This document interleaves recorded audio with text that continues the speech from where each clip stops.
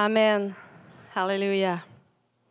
Le titre de mon message ce matin, c'est « Je veux une autre dimension ». Alléluia. Une autre dimension dans ma vie. Est-ce que tu veux une autre dimension dans ta vie spirituelle? Est-ce que tu veux monter à un autre niveau spirituel dans ta vie? Vous savez, il y a différentes dimensions, il y a différents niveaux spirituels dans la vie. Ce n'est pas tout égal, à plat, mais il y a vraiment des dimensions différentes. Et vous savez, si tu lis ta Bible juste une fois par semaine quand tu viens à l'église, ou si tu lis ta Bible à tous les jours, ta dimension spirituelle va être différente. Alléluia. Si tu lis ta parole à tous les jours, eh bien, plus que tu vas être dedans, plus que, vous savez, la parole, c'est Jésus qui s'est fait chair. Et plus que tu vas lire ta parole, plus que Jésus va se révéler à toi. Plus qu'il va venir te parler, plus qu'il va venir changer ta vie. Et parce que Jésus va se révéler à toi au travers de la parole, eh bien, le Saint-Esprit va se manifester. Alléluia. Et le Saint-Esprit va venir se manifester, il va venir te convaincre par la parole de Dieu, il va venir te donner des révélations par la parole de Dieu, il va venir changer ta vie. Alléluia. Et si tu prends plus de temps dans la présence de Dieu, c'est la même chose. Si tu prends du temps avec Dieu juste le dimanche matin lorsque tu viens à l'église, ou si tu prends du temps dans la présence de Dieu à tous les jours, ta dimension spirituelle, ton niveau spirituel va être différent dans ta vie. Plus que tu vas prendre du temps avec Dieu, plus tu vas connaître ton Père, plus qu'il va venir à toi, plus que tu vas avoir une communion avec lui. Et Dieu va vouloir te parler. Et encore une fois, le Saint-Esprit va se manifester à toi. Parce que Dieu, lorsqu'il va te parler, c'est la voix du Saint-Esprit qui va te parler. Alléluia. Le Saint-Esprit va venir communiquer avec toi. Alléluia. Veux-tu une dimension spirituelle différente dans ta vie? Veux-tu monter à un autre niveau dans ta vie? Alléluia. Et regarde pas ton voisin ou ta voisine dire, ben tu sais, moi, je pense que je suis au 6e niveau, puis elle, je pense qu'elle est rendue au 14e niveau. C'est toute une marche. C'est pas ce que je te demande. Si tu es rendu à la 6e marche, monte la 7e marche. Alléluia. Monte à un niveau supérieur. Monte à un niveau supérieur avec le Seigneur dans ta relation. Alléluia. Et on va tourner dans Jean chapitre 21, verset 25. Ça, c'est le dernier chapitre, le dernier verset de ce livre-là. C'est après, quand Jésus a été ressuscité, il est monté aux cieux et c'est dit que Jésus a accompli encore bien d'autres choses. Si on voulait les raconter une à une, je pense que le monde entier ne suffirait pas pour contenir tous les livres qu'il faudrait écrire. C'est un verset extraordinaire. C'est très grand, c'est très puissant ce verset-là. Les évangiles nous racontent au travers de la vie de Jésus plein de miracles, plein de signes, plein de prodiges. Ça nous raconte plein de choses. Puis là, tu regardes la vie de Jésus, tu te dis, il était tout le temps là-dedans. Mais c'est juste une partie qu'on sait. C'est juste une portion qu'on sait. Quand on lit la parole de Dieu, on voit la puissance de Dieu au travers de tout le livre. Mais on a une portion de ce que Dieu a fait. Ça dit que le monde entier n'aurait pas assez de livres pour contenir tout ce qu'il a fait. Alléluia. Ça veut dire ça que Jésus vivait constamment dans le surnaturel. Il vivait constamment dans la présence de Dieu. Il était constamment submergé, entouré de la présence de Dieu, de la présence du Saint-Esprit. Alléluia. Veux-tu un autre niveau spirituel dans ta vie? Veux-tu monter à un autre niveau dans ta vie? Alléluia. La parole de Dieu me dit que les foules accouraient à Jésus lorsqu'il traversait un village ou une ville. Pourquoi les gens accouraient à Jésus? Parce que la puissance du Saint-Esprit agissait au travers de sa vie, au travers de lui. L'atmosphère autour de lui changeait quand il passait. Il dégageait la vie, il dégageait l'espoir, il apportait la guérison, il apportait la délivrance, il apportait, ça changeait la vie des gens lorsque Jésus passait, lorsque les gens venaient à lui. Est-ce que toi, tu changes la vie des gens autour de toi? Et tu es assez rempli du Saint-Esprit pour changer la vie de ceux qui passent à côté de toi? Ça, c'est une grosse question.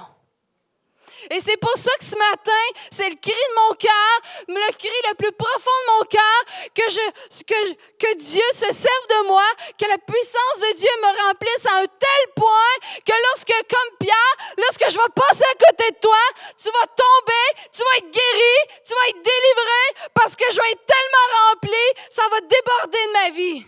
Et je crie au Seigneur, à Dieu, que tu sois assoiffé de cette même façon dans ta vie. Veux-tu changer d'atmosphère dans ta vie? Veux-tu une dimension nouvelle? Veux-tu monter un échelon dans ta vie? Ou tu veux rester à la même place?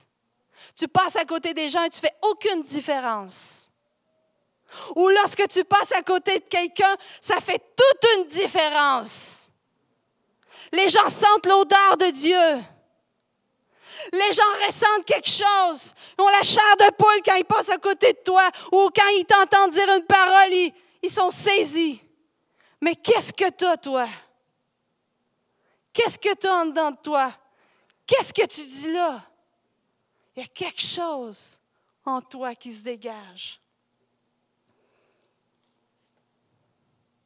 La Bible me dit pourtant que Jésus était humain, comme moi, comme toi. Dans Philippiens 2, versets 6 à 7, lui qui, dès l'origine, dès le commencement, était de condition divine, ne chercha pas à profiter de l'égalité avec Dieu, mais il s'est dépouillé lui-même.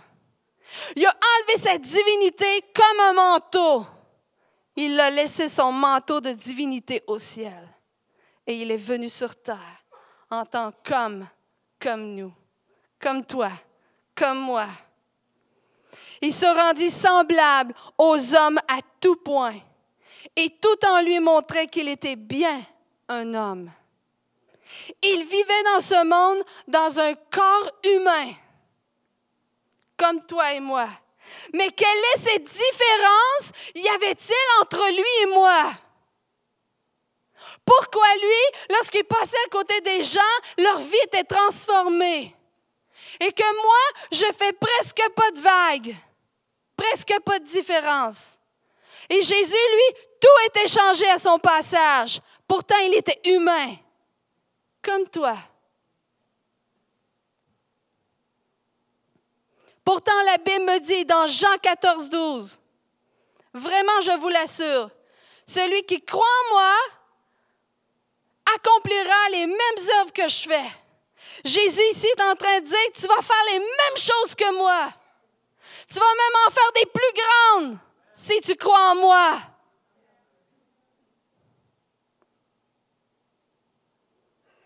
L'Esprit veut manifester sa puissance au travers de toi de la même manière qu'il l'a fait au travers de Jésus-Christ. Le Saint-Esprit bouille, il est sur pied et il danse sur place et il attend de trouver un homme, il attend de trouver une femme pour manifester sa puissance, manifester la puissance de Dieu au travers de ta vie, comme il le faisait avec Jésus. Mais est-ce que ton cœur est ouvert? Est-ce que tu es prêt? Est-ce que tu es prêt à payer le prix?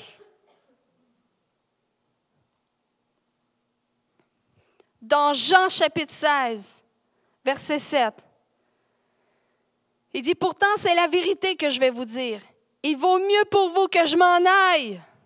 Jésus est en train de dire ça à ses disciples. Les disciples voyaient Jésus faire des choses extraordinaires. Puis là, il est en train de leur dire, c'est mieux pour vous que je m'en aille. Ah, qu'est-ce qu'on va faire? Il dit, en effet, si je ne m'en vais pas, le défenseur, qui est le Saint-Esprit, ne viendra pas à vous. Mais si je m'en vais, alors je vais vous l'envoyer. Il va te conduire. Il va t'instruire. il va accomplir la même chose dans ta vie. Il veut marcher avec toi. Il veut marcher dans ta vie. Il veut accomplir les mêmes choses qu'il a fait au travers de moi. Il veut servir ta vie de la même façon qu'il s'est servi de moi. C'est ce qu'il était en train de leur dire. Mais quelle est cette différence entre Jésus et moi? La Bible me dit, je ne sais pas si vous voulez le savoir, parce que ça va coûter toute ta vie. Vous savez, suivre Jésus, on parle souvent de bénédiction, mais suivre Jésus, c'est une vie de sacrifice. Ça va coûter toute ta vie si tu veux vivre les mêmes choses que Jésus-Christ. On veut vivre la gloire, on veut vivre la puissance de Dieu, on veut voir Dieu agir, on veut vivre les mêmes choses que Jésus, la même chose que dans les évangiles, mais est-ce qu'on est prêt à payer le prix?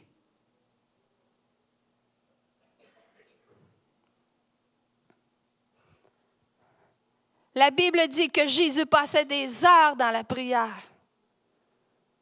Jésus passait des nuits dans la prière. Jésus se retirait, il se mettait à part pour Dieu. Il se mettait à part pour rencontrer son Père. Il y avait une communion intense avec Dieu. Et parce qu'il avait cette communion intense, le Saint-Esprit coulait.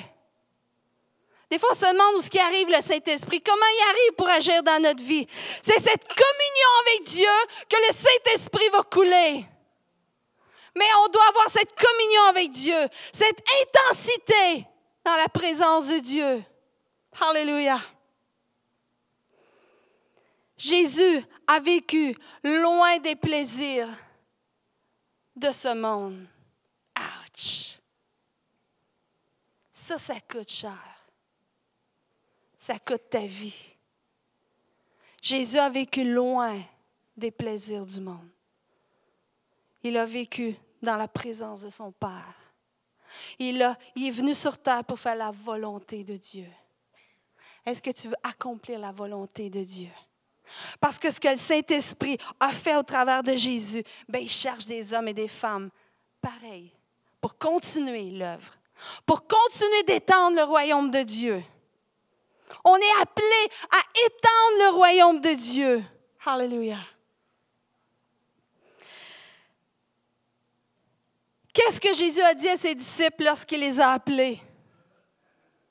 Qu'est-ce qu'il leur a dit quand il les a approchés? Il dit, abandonne tout et suis-moi. Laisse tout et suis-moi. Ne regarde pas la vie des autres. Regarde pas ce que les autres font, les châteaux qu'ils construisent. Regarde pas les empires qu'ils font.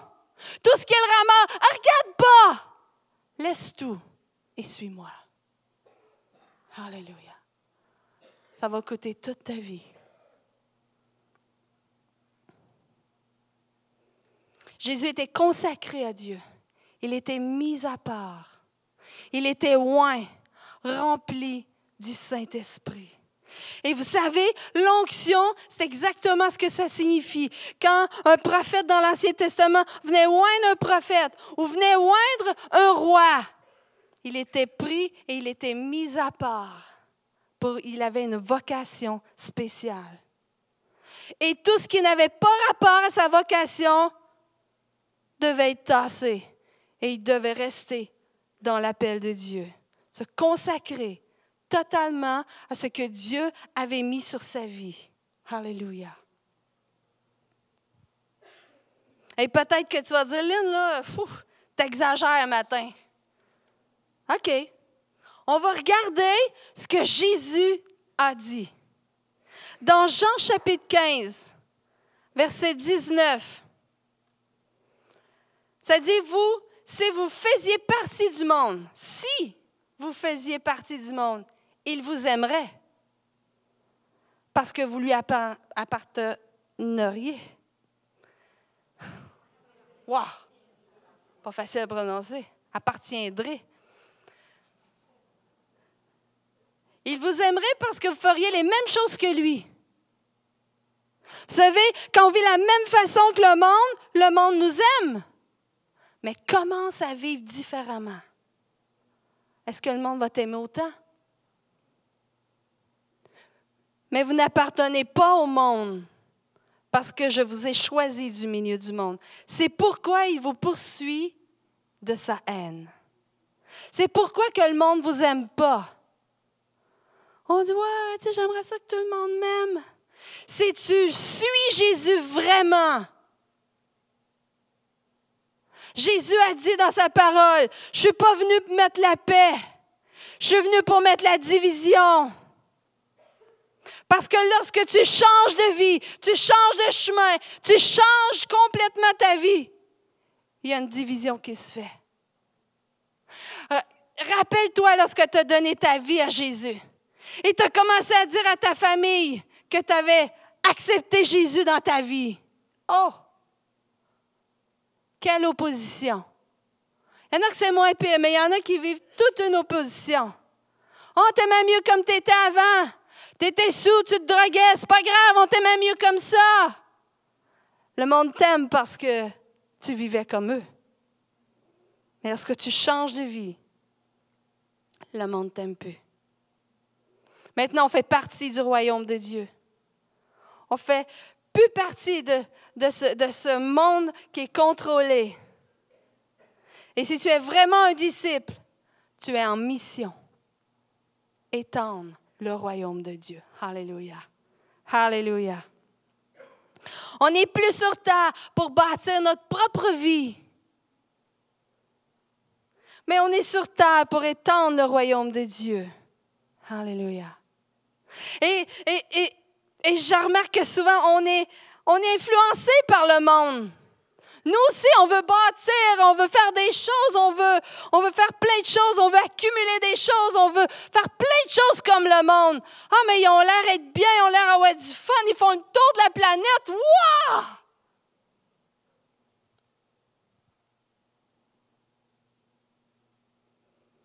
On n'appartient plus à ce monde. On ne fait plus comme eux. On fait partie du royaume de Dieu et on est en mission. La Bible nous dit qu'on est des ambassadeurs. Dieu nous a envoyés et on est en mission. Étendre le royaume de Dieu. Alléluia. Dans Luc chapitre 18, verset 8, Jésus dit encore, « Seulement, lorsque le Fils de l'homme viendra, trouvera-t-il encore la foi sur la terre? » À l'enlèvement, qui est notre espoir, qu'on attend tous, que Jésus revienne chercher son Église, trouvera-t-il encore la foi? Trouvera-t-il encore des hommes et des femmes qui aiment Dieu? Des hommes et des femmes qui suivent, qui donnent leur vie pour Dieu? Trouvera-t-il des hommes et des femmes qui vont porter leur croix? Dans Matthieu, Jésus dit encore, dans Matthieu 16, 24, 25, alors Jésus dit à ses disciples, il dit, si quelqu'un veut marcher à ma suite, si quelqu'un veut me suivre, qu'il renonce à lui-même, qu'il oublie ses plans, qu'il oublie sa vie et qu'il se charge de sa croix et qu'il me suive. Parce que suivre Jésus coûte toute ta vie.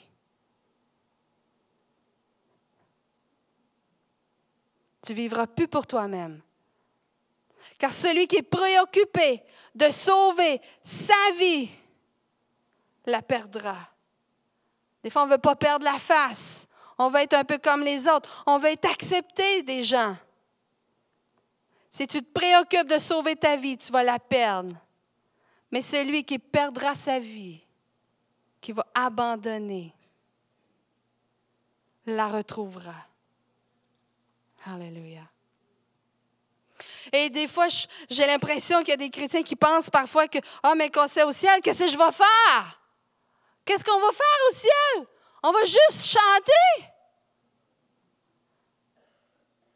Faut que j'en profite. Là, ça attend. J'ai plein de choses que je peux faire. Au ciel, je ne ferai plus rien. Je vais juste chanter. » C'est faux. Lisez votre Bible. Alléluia. On va régner.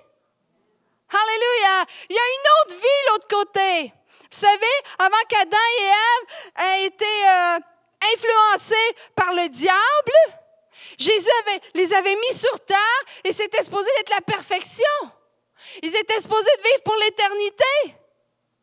Ils avaient une vie, ils devaient avoir des enfants, ils devaient remplir la terre, ils devaient s'occuper du beau jardin que Dieu leur avait donné et ça leur coûtait pas la sueur du front pour manger.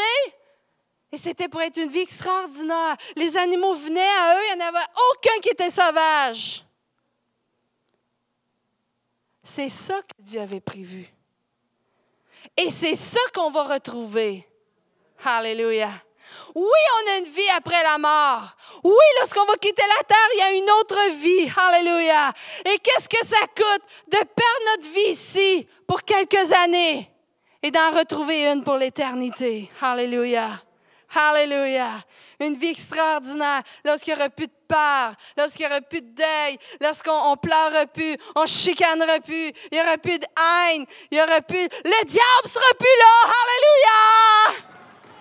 Il n'y aura plus de démons, la paix enfin! Alléluia! Oui, il y a une vie après. Alors, qu'importe de perdre notre vie ici pour quelques années. Alléluia. Dans Romains chapitre 12, versets 1 à 2, ça dit, « Je vous invite donc, frères, à cause de cette immense bonté de Dieu, à offrir votre corps, votre vie, comme un sacrifice vivant, saint, pur, et qui plaise à Dieu. » Est-ce que ta vie plaît à Dieu? Est-ce que tu mènes une vie qui plaît à Dieu, loin du péché? Est-ce que ta vie est en règle? Ou au lieu de plaire à Dieu, tu te plais à toi-même et tu vis dans le péché? Offre ton corps comme un sacrifice vivant, saint, pur et qui plaît à Dieu. Ce sera là de votre part un culte spirituel. Une autre version dit un culte raisonnable. C'est raisonnable. Pour un temps, pour quelques années sur terre, de se consacrer pour Dieu et ensuite avoir une vie extraordinaire pendant l'éternité. Ça, on ne l'a pas sur PowerPoint, c'est juste un résumé. Dans Acte 2, Pierre et les autres disciples ont vécu la Pentecôte. Ils ont été remplis de la puissance du Saint-Esprit. Ils ont reçu le parler en langue. Alléluia. Et ils ont commencé à prêcher la bonne nouvelle. Dans Acte 3, Pierre et Jean ont rencontré un paralytique et au nom de Jésus, il a été complètement guéri. Dans Acte 4, Pierre et Jean se sont fait arrêter pour avoir guéri un malade et pour avoir prêché la bonne nouvelle. Et ils se sont fait menacer de ne plus prêcher le nom de Jésus et de ne plus guérir personne, de ne plus rien faire. Et ensuite, les autorités les ont libérés. Alors, ils ont été remplis. Ils ont commencé à prêcher, ils ont guéri un malade. Et ça, c'est juste une portion. Peut-être qu'ils en ont guéri 4, 5. Une dizaine, une douzaine. On a juste une portion dans la Bible.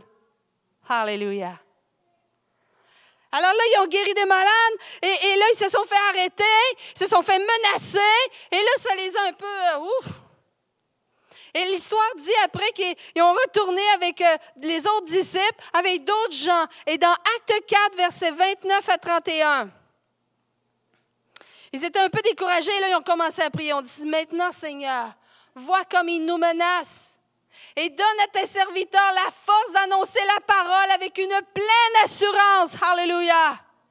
On a besoin de demander au Seigneur, remplis-moi afin que j'aie une pleine assurance de prêcher la parole. Parce que de nous-mêmes, on n'a pas cette audace. On se fait un peu menacer, puis on a peur.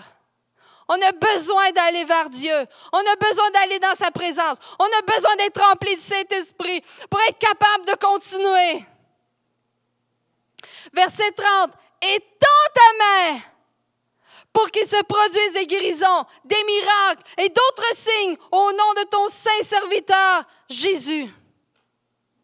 Et des fois, il y en a qui disent, tu sais, faire revenir des miracles, des signes, on fait pas juste quêter les miracles puis les signes, il n'y a pas juste ça, puis, tu sais, tu suis Dieu juste pour les signes, puis il n'y a pas juste ça. Les apôtres ici ont dit, étends ta main, alléluia, pour qu'il se produise d'autres miracles, d'autres guérisons et d'autres signes dans le nom de Jésus-Christ. Alléluia. C'est les disciples ici ont demandé à Dieu, étends ta main. Alors on peut le faire. Alléluia. On peut le faire sans se sentir coupable de demander à Dieu qu'il agisse encore et encore. Alléluia. Alléluia. 31, quand ils eurent fini de prier, la terre se mit à trembler sous leurs pieds à l'endroit où ils étaient assemblés. Ils furent tous remplis du Saint-Esprit. Dans Actes 2, ils avaient été remplis du Saint-Esprit pourtant. Et là, ils ont commencé à faire du ministère, ils ont commencé à prêcher, ils ont commencé à guérir des malades, ils se sont fait avertir qu'ils n'avaient pas le droit de faire ça. Là, ils ont eu peur un peu, ils ont été priés et ils ont été remplis encore du Saint-Esprit. Alléluia! À chaque fois que tu te sens faible, va dans la présence de Dieu. Implore Dieu qu'il te donne l'audace et tu vas être rempli encore du Saint-Esprit. Alléluia! Alléluia! Il n'y a pas de limite pour Dieu. Il n'y a pas de limite. Alléluia! Après que Pierre et Jean furent sortis de la prison,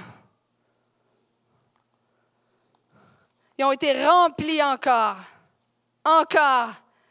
Et les apôtres, à chaque fois, ils avaient une vie de prière, une intimité avec Dieu. Et aussitôt, ils se faisaient souvent arrêter. Ils se faisaient souvent menacer. Ils se faisaient emprisonner. Ils se faisaient même battre. Et ils retournaient à Dieu. Père, étends ta main pour qu'il se produise encore des miracles.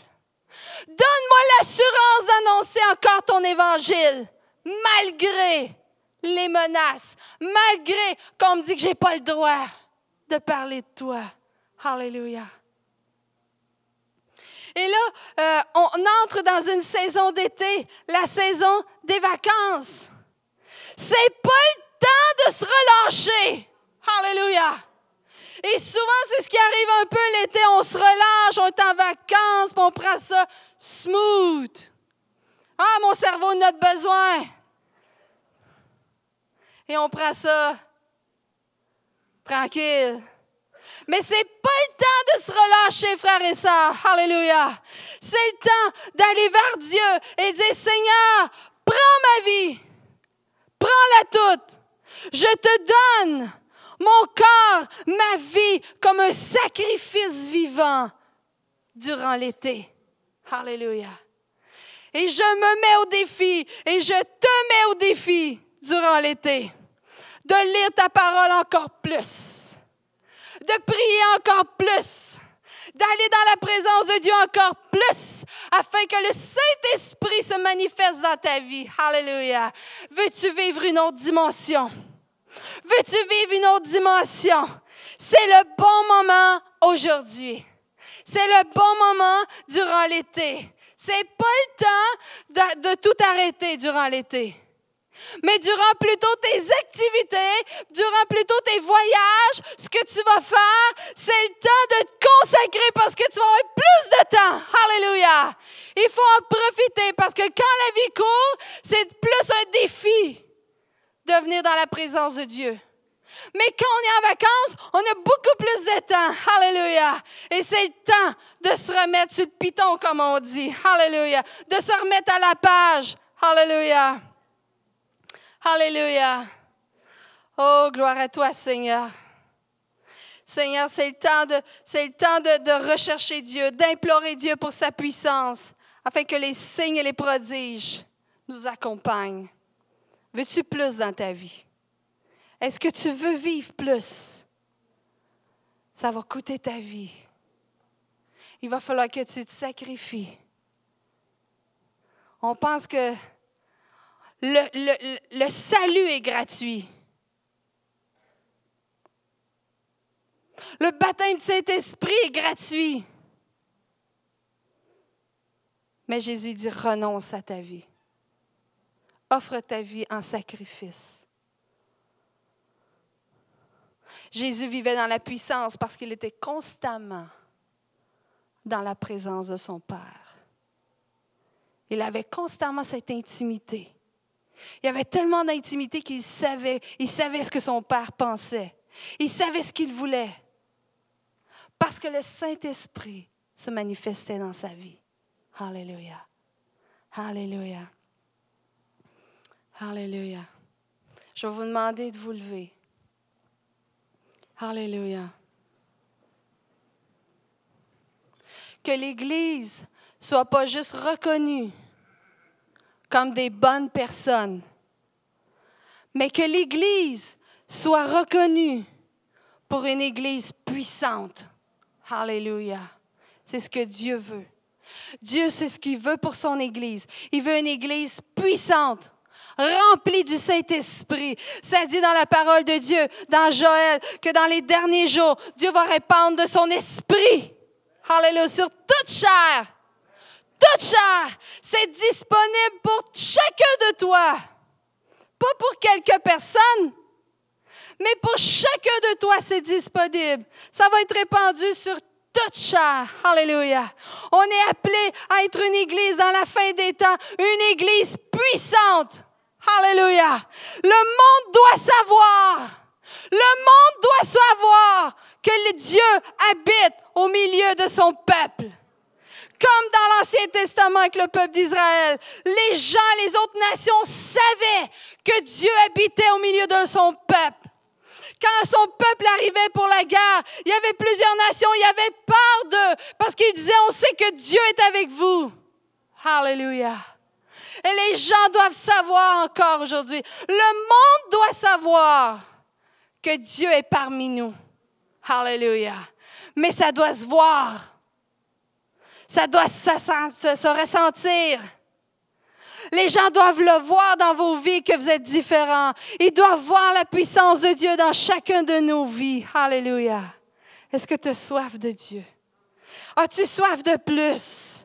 Veux-tu vivre plus? Veux-tu une autre dimension dans ta vie? Alléluia. Alléluia. Et pour terminer, je veux faire un appel. Et j'espère que vous n'êtes pas pressés. Il est de bonne heure, là. Les enfants ont du fun dehors. Allez pas les déranger là, pendant leurs activités. Laissez-leur finir leur activité. Alléluia. Et je veux qu'on prenne un temps dans la présence de Dieu ce matin. Je ne ferai pas venir l'équipe de musique, mais j'ai choisi une vidéo. Un chant le titre, c'est « Une autre dimension ». C'est un chant qui m'a tellement touchée. Et quand je préparais ce message, j'ai eu une conviction que je devais faire jouer ce chant. On va finir d'une façon différente. Aimez-vous le changement? Les choses différentes. Alléluia. Ça dit, si on continue toujours la même chose, on va toujours avoir les mêmes résultats. Alléluia. Il ne faut pas avoir peur quand l'Esprit de Dieu pousse pour quelque chose de différent d'y aller. Alléluia. On veut voir la puissance de Dieu, on doit obéir au Saint-Esprit quand il parle. Alléluia. Juste partir la vidéo. Et s'il y a des gens qui veulent s'approcher, s'il y a des gens qui veulent, vous pouvez vous mettre à genoux, entrer dans la présence de Dieu ce matin. Demandez à Dieu une autre dimension. On veut plus de ta présence. On veut plus de ta gloire. On veut plus de ta puissance, Seigneur. Gênez-vous pas de vous approcher, de venir implorer Dieu. Alléluia. Qu'on puisse recevoir, entrer dans cette atmosphère de la présence de Dieu ce matin, d'implorer Dieu.